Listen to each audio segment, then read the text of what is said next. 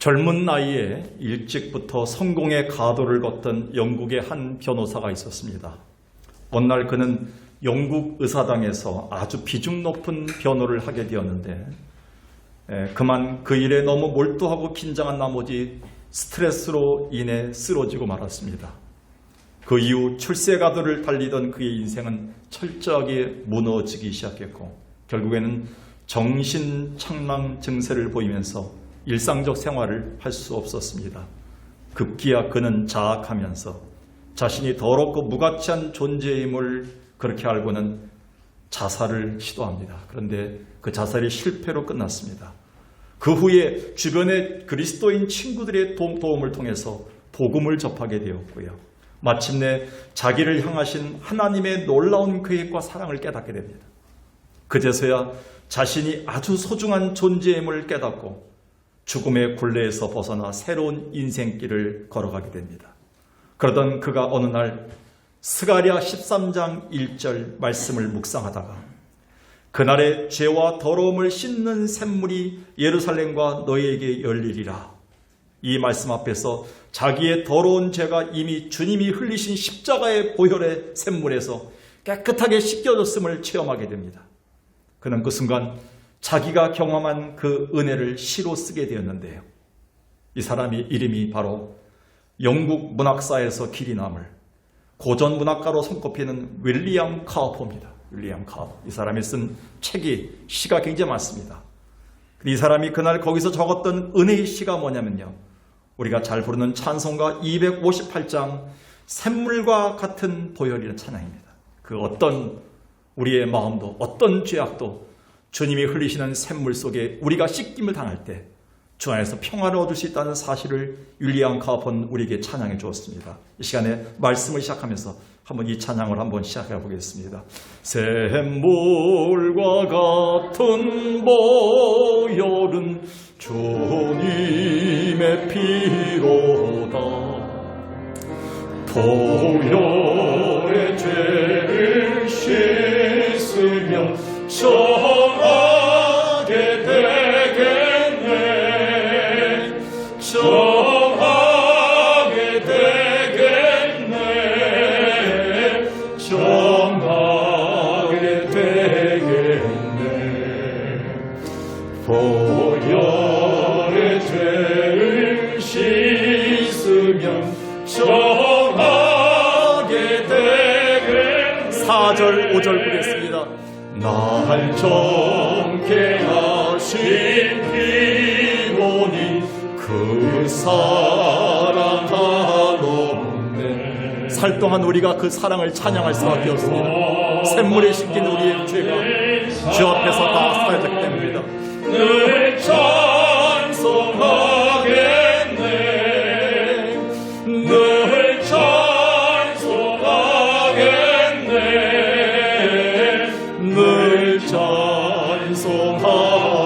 찬송하겠네. 살 동안 받은 사랑을 늘 찬송하겠네.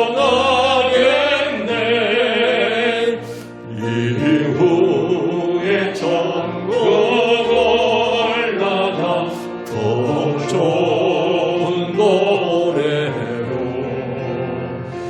날 구속하신 은혜를 늘 찬송하겠네. 아멘. 늘 찬송하겠네. 늘 찬송하겠네. 날 구속하신 은혜를 늘 찬송하겠네.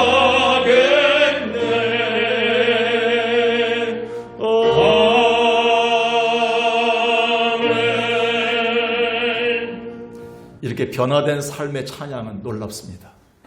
그러나 변화되지 않은 사람의 찬양은요, 아무 힘이 없고요, 주변을 변화시키지 못합니다. 신앙인에게는 두 종류의 사람이 있습니다. 한 무리는 예수 믿고 변화된 사람으로서 자기 중심의 삶에서 벗어나 주님의 십자가 사랑을 품고 다른 사람을 사랑하며 섬기는 자의 부류입니다. 베드로와 바울과 삭개오와 사마리아 여인 등의 성경의 인물들이 그 변화의 주역이었습니다. 또 한 부류는요, 예수 믿어도 도통 변하지 않는 사람들이에요. 신앙생활을 해도 여전히 자기중심적이고요, 세상적인 것을 쫓는 사람들입니다. 오랜 믿음 생활이 있음에도 불구하고 자기 생각과 습관에 굳어져서요, 이웃사랑이란 존재하지 않습니다. 그렇다면 여러분은 어떤가요? 분명한 것은 하나님의 사랑과 은혜로 사는 그리스도인들의 당연한 삶이 있다면 그것은 변화입니다. 그 변화에서 오는 신앙의 열매를 얻는 겁니다. 그런데 현실은 그렇지 않다는 겁니다. 따라서 많은 목회자들이 성도들을 오랫동안 말씀으로 가르치고 설교하면서도 도통 변하지 않는 성도들로 인하여 실족하거나 상처를 입은 경우들이 많아요. 제가 목회자들을 만나면서 공통적으로 느끼는 것은요, 목회자들의 상처는요, 오랫동안 교회에서 성도들을 30년, 20년 동안 가르쳤음에도 불구하고 변하지 않는 그런 삶의 모습들을 보면서요, 가슴 아파하는 상처들입니다. 아마 주님도 같은 마음일 거라고 저는 생각합니다. 바울이 이런 상처를 받은 사람입니다. 고린도전서 3장 2절 3절에서 바울은 고린도 교회의 문제를 보면서 고린도 교회를 향해 편지를 읽겠습니다. 내가 너희를 젖으로 먹이고 밥으로 아니하였나니 이는 너희가 감당하지 못하였거니와 지금도 못할 것이다.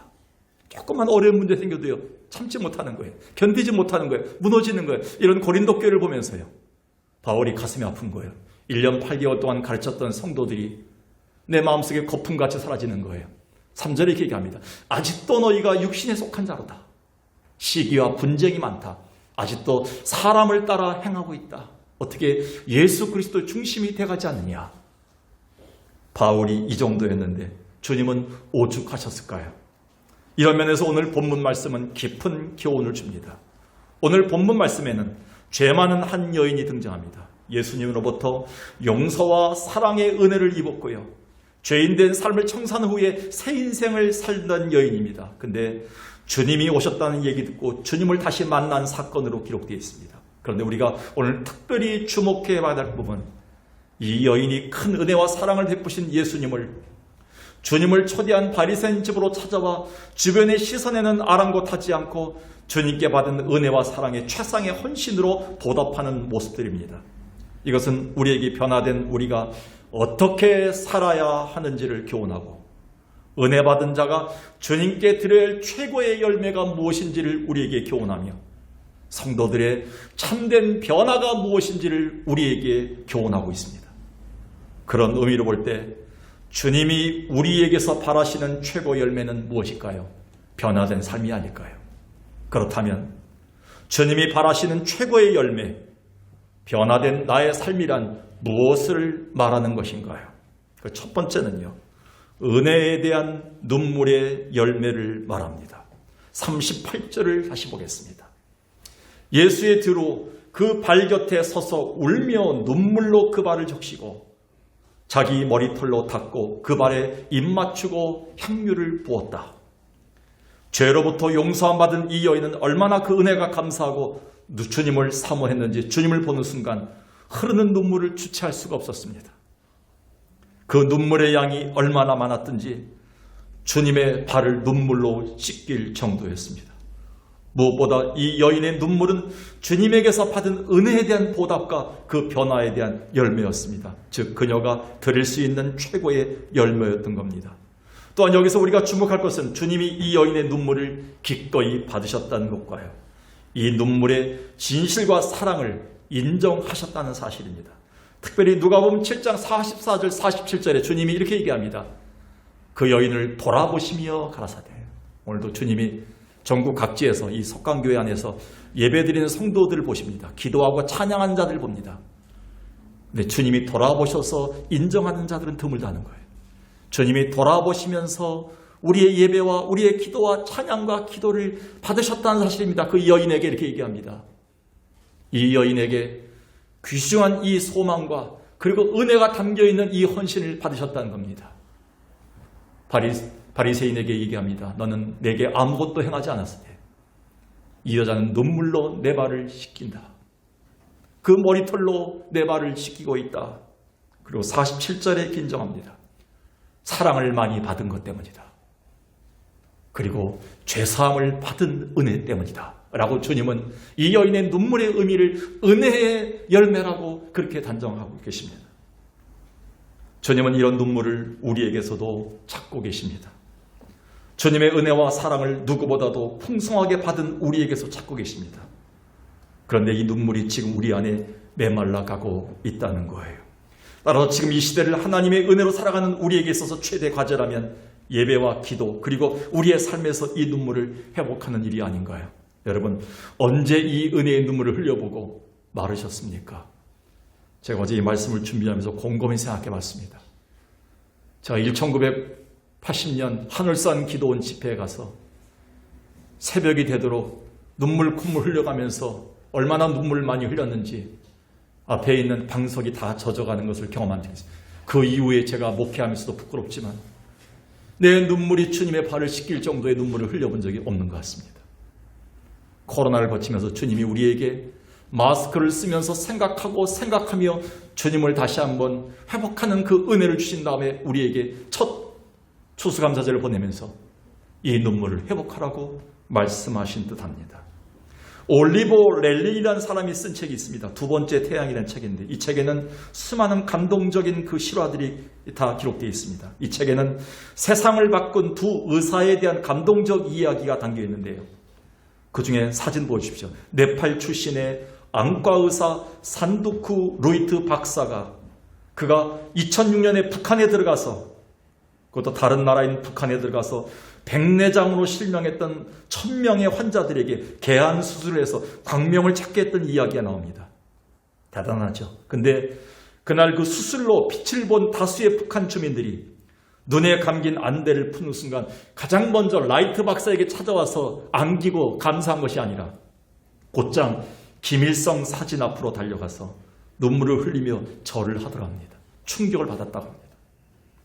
물론 이들의 이런 행동이 진실하면서 우러난 것은 아닐 것입니다. 그렇게 안 하면 곧바로 그들은 노동교화소로 끌려가 사상교육을 받기 때문입니다. 가식적이며 형식적이며 그리고 마음에 없는 이 눈물, 혹시 우리가 이 눈물을 흘려본 적 있나요? 진실함과 사랑이 없는, 은혜가 없는 눈물들이 우리에게 혹시 없는지요? 혹시 받은 은혜를 벌써 잊어버리진 않았는지요? 사실 우리는 죄로 인해 사망과 저주의 대상자였습니다. 그런데 주님은 저주 대신 용서와 사랑으로 은혜를 베풀어 주셨고 지금도 은혜를 공급해 주셔서 지금 우리야말로 변화된 내 삶을 눈물의 열매로 드릴 차례가 되지 않았습니까? 그래서 유명한 설교가 토마스 왓슨 목사님은 이렇게 얘기했습니다. 눈물 골짜기를 지나야 비로소 낙원이 나타난다. 그리고 유명한 설교가 스폴전 목사님은 이렇게 얘기했습니다. 천국은 메마른 눈으로 들어갈 수 없다. 천국은 메마른 눈으로는 들어갈 수 없다. 얼마 전에 은퇴하신 지구촌 교회 원로 목사이신 이동원 목사님이 집회에서 이런 말씀하셨습니다. 사막은 물 한 방울 나지 않는 곳이지만 이 사막 같은 세상에서 우리에게 이 물 한 방울보다 더 필요한 것이 있다면 그건 바로 우리의 심령에서 퍼올리는 은혜의 눈물이다. 이 눈물 없으면 우리는 죽은 영혼과도 같기 때문이다. 지금 우리에게 꼭 필요한 것은 이 눈물이며 이 눈물이 만약 있다면 당신은 축복의 사람입니다. 라고 선포했습니다. 제가 이 설교를 들으면서요. 또 한번 생각해 봤습니다. 과연 은혜의 눈물이 흐르고 있는가? 오늘도 이 예배를 통해서 은혜의 눈물을 퍼낼 수 있는가? 장담할 수가 없었습니다. 바울 사도는 마지막 죽음을 앞두고 그렇게도 보고 싶어하는 사람이 있었습니다. 에베소 교회를 섬기고 있던 아들 같은 디모데였습니다. 그 이유는 단 한 가지였습니다. 디모데후서 1장 4절 5절 봅시다. 내 눈물을 생각하여 너 보기를 원한다. 바울은 마지막 순교 순간에 마지막으로 보고 싶었던 사람이 믿음의 아들 디모데였는데 그 이유는 디모데가 잘나서가 아니에요.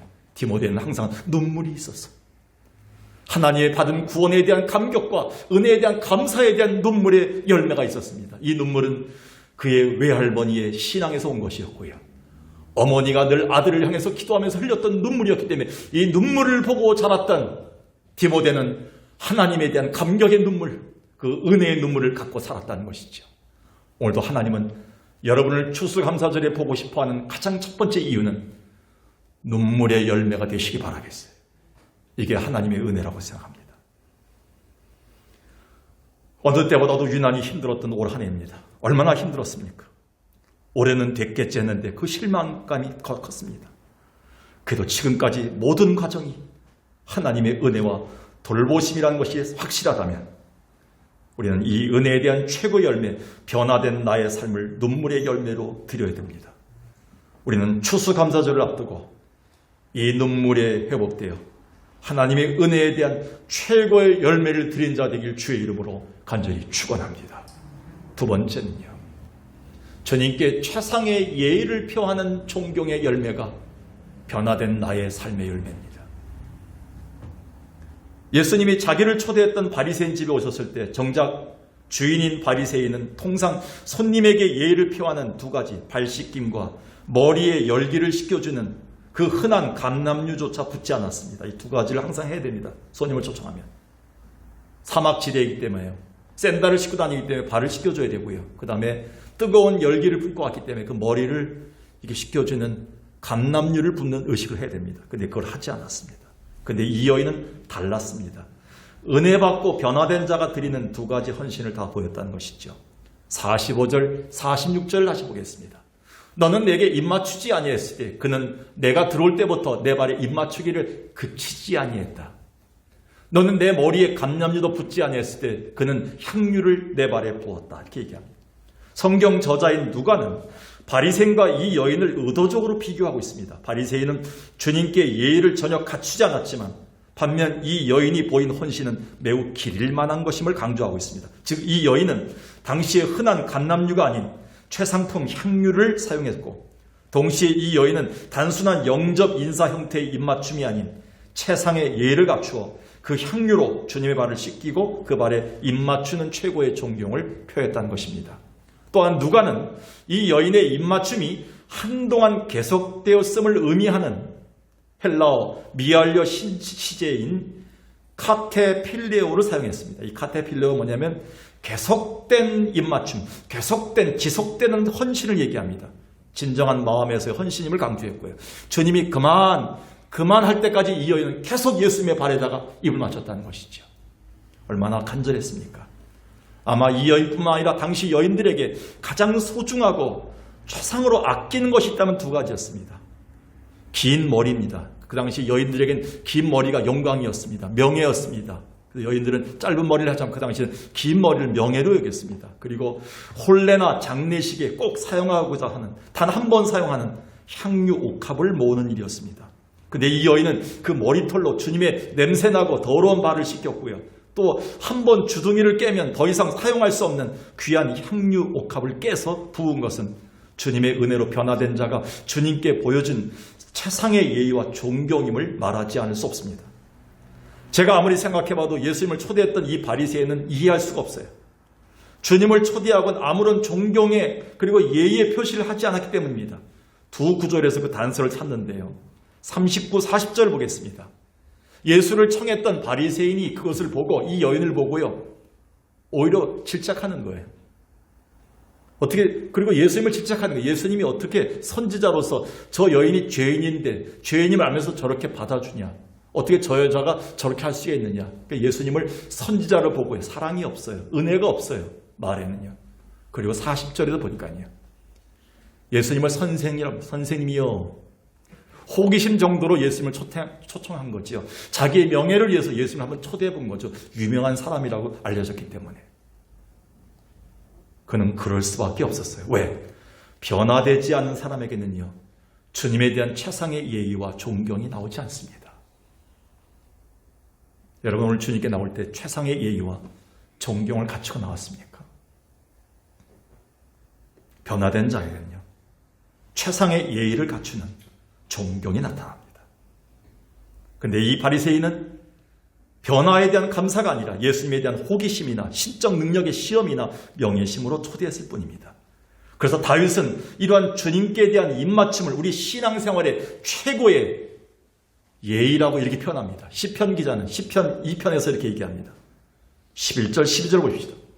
여호와를 경외함으로 섬기며 떨며 즐거워할지어다. 우리 하나님을 경외하고 섬기고 떨며 즐거워하라. 최상의 예의죠. 12절에 그의 아들에게 입맞추라 이렇게 얘기합니다. 물론 이 시편은 나중에 예수 그리스도를 상징하는 예표였지만 오늘 우리는 하나님이신 예수 그리스도를 얘기합니다. 오늘 우리는 여호와께 피하고 여호와만이 나의 복이시고 피난처이심을 고백하며 하나님에게만이 우리 모든 것을 몰입해 드리는 최상의 신앙의 모습을 시편 기자는 이렇게 표현한 것입니다. 주님에게만 입맞추라. 주님만이 우리가 경배할 대상이다. 주님만이 예배의 대상임을 우리에게 말씀하고 합니다. 구체적으로 이것을 오늘의 교회로 적용해 보겠습니다. 매우 의미가 큽니다. 눈에 보이지 않는 주님에게 어떻게 우리가 입맞추고 오늘도 눈에 보이지 않는 주님에게 어떻게 우리 향유를 깨서 옥합을 깨서 주님의 발을 씻깁니까? 여러분 어떻게 하시겠습니까? 우리가 변화된 삶의 두 번째가 우리가 주님께 최상의 예의를 갖추고 존경을 표하는 건데 여러분 눈에 보이지 않는 주님을 어떻게 하겠습니까? 간단합니다. 눈에 보이는 주님이 계십니다. 몸된 교회예요. 몸된 교회 안에서 구체적으로 나타나야 됩니다. 그제서야 비로소 진정한 변화의 열매로 인정될 수 있습니다. 따라서 아직 신앙의 변화가 없는 자는 주님의 교회 공동체와 주님 말씀을 전하는 목회자 또는 성도들에게도 예의와 존경이 잘 나타나지 않습니다. 그래서 이 여인의 태도가 고귀한 거예요. 이런 얘기를 유튜브 방송을 통해 나갈지 모르겠지만 제가 이전에 아주 큰 교회 한번 봉사한 적이 있습니다. 섬긴 적이 있었는데요. 꼿꼿하게 늘 예배 끝난 다음에 자기의 나온 학교, 경력, 박사학위 이런 걸 강조하면서 늘 교육자들을 대하는 분이 있었습니다. 근데 이분이 한 1년 뒤에 말씀의 은혜를 받고요. 하나님의 놀라운 은혜를 받고 그 생활을 누리면서요. 그의 모습이 완전히 달라졌어요. 우리를 대하는 태도가 달라졌어요. 말마다 예수님이 나와요. 허리가 굽혀져요. 겸손한 모습이 나타나요. 그 눈에 보이기 시작해요. 저는 그분을 보면서요. 변화된 자만이 하나님의 교회나 장로님들이나 권석들이나 성도들에게 그리고 하나님의 교회를 대하는 태도가 달라지겠구나. 이거는 정확한 겁니다. 따라서 이 여인의 주님에 대한 이런 모습은 사실 주님의 몸된 교회를 최상의 예로 섬기며 주님의 형상의 성도들을 진심으로 존경하며 살아가는 변화된 모습의 열매라고 우리는 결론낼 수 있습니다. 히브리서 10장 24, 25절에서 히브리서 기자는 이렇게 얘기합니다. 서로 돌아보아 사랑과 선행을 격려하며. 제가 이 말씀이 뭔가 옛날엔 25절에 잘 모여야 되겠다. 예배에 잘 모여야 되겠다. 여전도에 모여야 되겠다. 이것만 생각했어요. 근데 24절부터 보면서요. 왜 히브리서 기자가 그 어려울 때 이렇게 이 말씀을 강조하고 있는가? 하나님의 교회 공동체에 모였을 때요. 변화된 자, 은혜 받은 자는요. 먼저 성도들을 만나서요. 사랑과 선행을 격려하게 되어 있습니다. 근데 변화되지 않고요. 은혜를 받지 못하게 되면요. 단점만 보입니다. 예배를 보면서요. 질책할 것만 보입니다. 틀린 것만 보입니다. 다른 교회는 이런데 왜 우리 교회는 이런가 봅니다. 왜 다른 남편은 이런데 우리 남편은 이런가? 왜 우리 아내는 왜 저런가? 우리 자식들은 왜 저런가? 다른 자녀들은 잘 되는데 항상 그거 질책만 보입니다. 그런데요. 하나님의 은혜 받고요. 하나님의 사랑으로 하나님의 교회 공동체의 직분을 받고 도저히 죽을 수밖에 없는 죄인이 하나님의 은혜로 살아가는 것을 느끼는 자들에게는요. 사랑과 선행과 격려할 것만 생깁니다. 변화된 자의 삶이죠. 이게 바로 하나님의 교회를 향한 성도들을 향한 곧 주님을 향한 최상의 예의를 갖추는 존경의 삶이라고 생각합니다. 오늘 여러분 어떻게 생각하시나요? 변화의 열매란 무엇보다도 하나님의 교회를 향한 곧 주님을 향한 입맞춤의 삶입니다. 오늘도 더러운 곳에 저 여러분이 볼 때 마음에 성이 안 차지만 그 더러운 것을 씻겨주시고요. 입맞춰 주시고요. 다 주님의 몸입니다. 그것을 만져주시고요. 새롭게 회복하는 일에 여러분이 참여해야 됩니다. 오늘 주님을 향한 최상의 예의와 존경으로 변화된 삶의 열매를 드릴 수 있는 여러분 되기를 간절히 축원합니다. 마지막으로요. 변화된 나의 삶을 최고의 열매로 드린다는 것은 무엇인가? 세 번째, 나를 온전히 깨트려 드리는 헌신의 열매를 말합니다. 38절 보겠습니다. 예수의 뒤로 그 발 곁에 서서 울며 눈물로 그 발을 적시고 자기 머리털로 닦고 그 발에 입맞추고 향유를 부었다. 여러분 아시죠? 당시의 향유를 한번 보여주십시오. 2000년 전에 향유를 담았던 옥합이 발견됐는데요. 보통 로마의 부유층 여인들이 사용하는 매우 값비싼 고급 향유이자 화장수를 담았습니다. 이 향유를 담은 옥합은 손잡이가 없어서요. 향유를 사용하려면 반드시 그 목 부분 주둥이를 깨트려야만 했습니다. 한번 깨트리면 더 이상 사용할 수 없기 때문에 가장 중요하고 가장 소중할 때만 깨트렸습니다. 참고로 이 옥합의 값이 얼마냐면 노동자들이 1년간 일해야 볼 수 있는 임금에 해당하는 아주 굉장히 귀한 옥합입니다. 근데 불쌍하고 가난했던 이 여인의 헌신은 자기의 전 인격과 자신을 온전히 깨트려서 주님께 깨트려 쏟아부은 결과라고 생각합니다. 곧 이 여인은 주님이 자기에게 베푸신 용서와 은혜에 대한 감사의 마음을 이것으로밖에 표현할 수 없었어요. 자기 자아를 완전히 깨서 죽여서 자신을 깨트림으로 표현한 것이죠. 여러분이 하나님께 봉사하고 성도들을 향해서 섬기고 베푼 다음에 왜 자꾸 기쁨이 없을까요? 왜 그리스도의 향기가 안 나올까요? 깨트렸는데도. 내가 죽지 않아서 그랬습니다. 나를 완전히 깨트리지 않아서 그랬습니다. 아직도 남아있는 거예요. 이만큼 베풀었고 이만큼 했고 이만큼 했으면 어느 정도 받아야 되지 않는가 하는 생각이기 때문입니다. 아니올시다야. 우리 주님이 여러분에게 베푸신 거 보면요. 피 눈물 다 주님은 온몸에 피를 다 쏟아서 여러분을 다 씻겨주셨어요. 오늘 우리가 해야 될 차례는요. 우리 눈물로 씻기고요. 우리 옥합인 나를 깨서 내 자아를 완전히 죽여서 내 고집과 아집을 죽여서 내 못난 옛사람을 죽여서 주님께 깨트려 드려야지만 그때부터 그리스도의 향기가 그 향유가 나는 것이죠. 그래서 마가복음 12장 43, 44절에 예수님은 이렇게 칭찬하십니다. 가난한 과부가 주님께 드렸던 헌금은 두 렙돈입니다. 두 렙돈은 얼마냐면 목욕탕 비용이라고 합니다. 목욕탕 비용. 그런데 그 수많은 돈을 드렸던 사람들, 그 사람들은 칭찬하지 않고 주님은 이 과부만 유달리 칭찬하십니다. 그 이유가 있습니다. 44절에. 다른 사람들은 풍족한 중에서 넣었거니와 이 과부는 전 재산을 넣은 것이다. 전부를 깨트려 넣은 것이다. 여러분 오늘 드리는 11조나 감사헌금에 다음 주에 추수감사 헌금에도요. 액수의 많고 적음이 아니라 주님은 여러분을 깨트려 드리는 지난 1년 동안 하나님의 은혜였습니다. 주님의 사랑뿐입니다. 라고 주님만 드러나는 그 나를 깨트려 죽이는 그런 것을 드릴 때 주님은 받으신다는 것이죠. 그래서 미가 선지자는 하나님이 진짜 바라시는 열매가 무엇인지를 이렇게 얘기했습니다. 미가서 6장 6절에서 8절입니다. 내가 무엇을 가지고 여호와 앞에 나와서 하나님을 기쁘게 할까? 1년 된 송아지, 갓난 송아지를 드릴까? 하나님이 기뻐하실까? 이런 고민을 합니다. 7절도 보십시오. 여호와께서 많은 돈과 많은 물질과 많은 가축들을 갖고 있는 하나님이 얼마나 기뻐하실까? 그것도 아닐 텐데 고민합니다. 근데 8절에 이렇게 대답합니다.